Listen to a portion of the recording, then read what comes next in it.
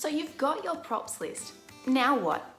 If you are new to doing props for a theatre company, it can be an overwhelming feeling, and I know exactly how you feel because that's how I felt many years ago. And there are certain skills that I wish someone had taught me when I was first starting out, and so today I want to go through a few of them to hopefully make this journey of sourcing and making props for a show a little bit easier for you. So if you are keen to see that, then stick around. Be sure to hit the like button if you do enjoy this video, as it does help me to be found here on YouTube, as well as hit that subscribe button and bell so you can stay notified of every time I upload. And with all that said and done, let's jump straight into the video.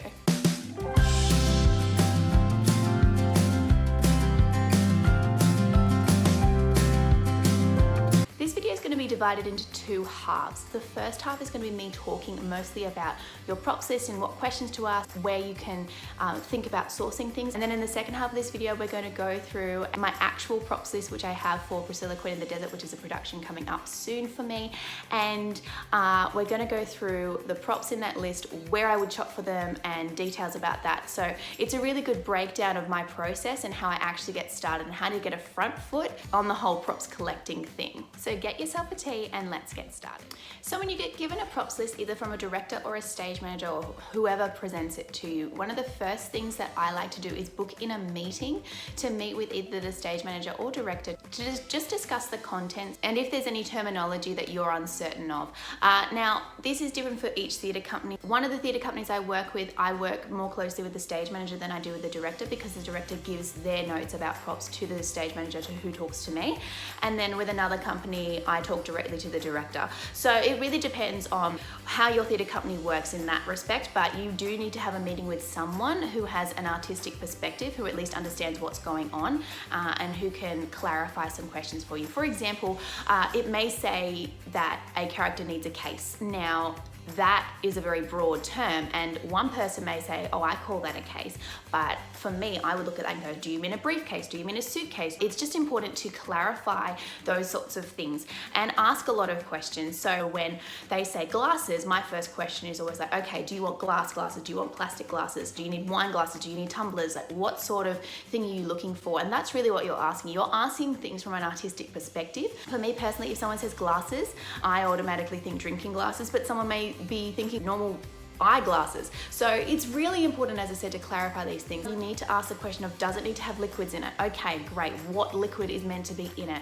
For example, the production of Priscilla that I have coming up, they have wine in their glasses. Great. I also worked on a production earlier in the year where they had wine in the glasses too, but the director wanted it painted onto the glass.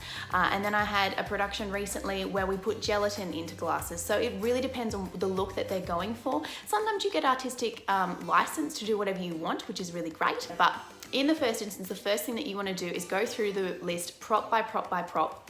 Make sure that you are on the same page with what color, what era. Priscilla is set in the 1990s, so they don't have mobile phones. Well, they did, but they were the size of bricks. But you know what I mean? You can't use modern technology. You can't use certain pieces that weren't even invented. And so there are some things that you're going to have to search for a bit further afield. I happen to be a bit of a collectomaniac and I have a lot of telephones, but that's not something that people naturally usually hold on to. You need to think about what era it is, because the older the era is, the harder it is to source things. Research is so crucial, especially if you're doing something from another era. Go and look at what kitchens look like in the 1980s. When I did a production of Drowsy Chaperone, we had to look for appliances from the 1980s, and so I filled this apartment full of 80s stuff, but I had to go and look and say, what kinds of fabrics did they have in the 80s? I didn't live through that era. What did it look like? How do I make this believable? Because that's what you want to see. You want the audience to come in and go,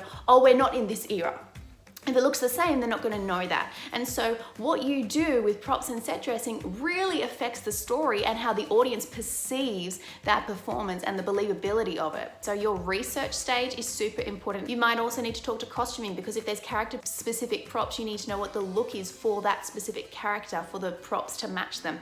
And so it really is very important that you are liaising with a lot of people to understand everything that's going on in the production, because if I've done my job right, it shouldn't look like I've done my job at all. And what that actually means is that everything works, everything matches, everything looks the same, and there's a uniformity across the board. And so when you see a character in this costume, it means that their bag matches that, their phone matches that, everything is in that aesthetic. Now, when it comes to knowing where to source things from, this is definitely a skill that I've learned over time. I can really only speak from an Australian perspective, so I apologize if you're from somewhere else in the world. I will try and make this relate to you as best I can. Let's just say if something is set pre-1970, even 1980, everything that is a specific time period prop, you're probably going to have to look in thrift stores, that's op shops for Australians, and antique stores on eBay and Amazon for those sorts of things. And you can find pretty good replicas. You will have to hunt for them though, so if you are doing a show set in another era, it is just a little bit more difficult to source those things. People have random things in their homes and you might actually be able to borrow them,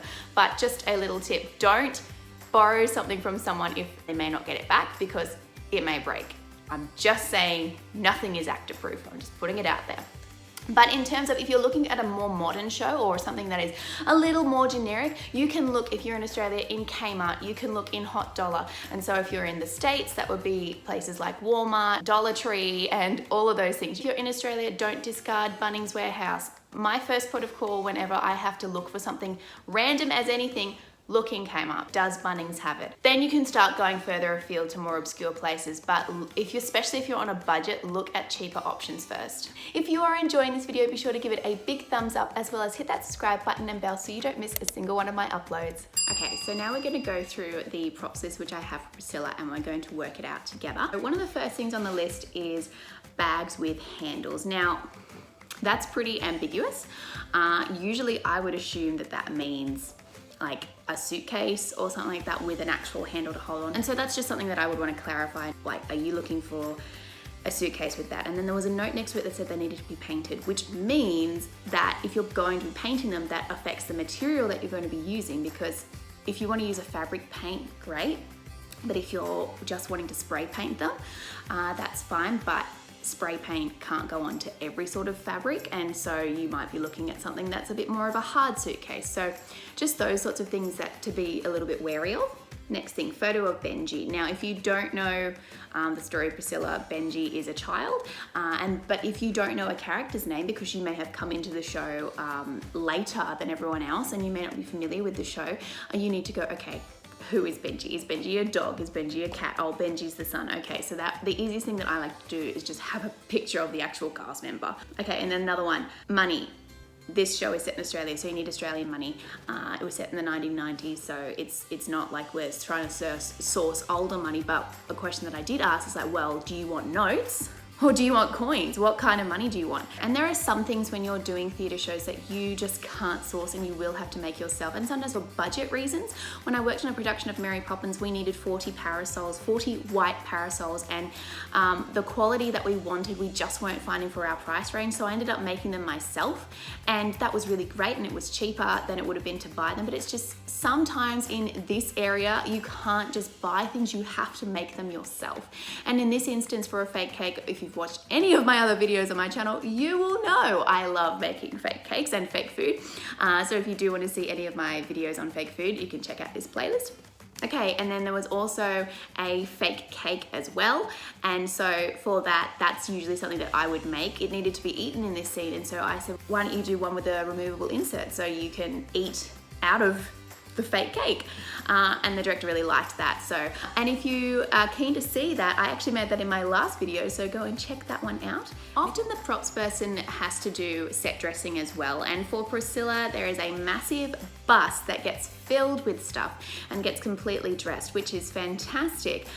But the only note I have for that is 90s memorabilia.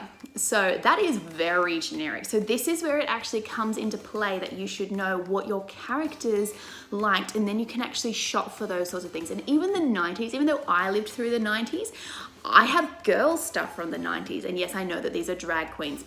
and that will come in handy. But if we are looking for any boys things from that era, I don't have them. So this is where I would ask people, I would shop in thrift stores / op shops. In this particular show, there are some dressing tables for the 3 leads when they're getting ready, but each of them have got, even though they're all playing drag queens, they've all got different personalities. And so what they would have on their dressing table is, it needs to be able to separate the 3 stations, so you can go, that is this character's, that is this character's, and that is this character's. So these sorts of things are constantly going through my mind. So yeah, just make sure, and I feel like I've honed on about this enough, but just make sure that you are asking these questions to clarify for your own understanding. Now, in terms of keeping track of everything, I like to have a notebook which is specific for each show. I'm not a person who loves digital notes. I will put digital notes in place later, but for the first instance, when we are just sourcing things and I'm scribbling down notes frantically, I like to have a notebook. When I'm shopping, so I don't have to carry my book with me, I usually like to take a photo of my to-do list, but having a notebook is really important, and these tabs mean different things. I hope this helped you guys in some way, shape or form. I know this is a little bit different from my normal content, and I'll be back with my regular scheduled programming shortly, but just a little bit of a behind the scenes taste of what happens in my life on shows and what I go through when I get a props list. And I hope that this helps someone out there decipher and demystify the whole process. I hope you guys enjoyed this video. Be sure to give it a big thumbs up if you did, and hit that like and hit that subscribe button and bell so you can stay updated whenever I upload, and I will see you guys next time. Bye.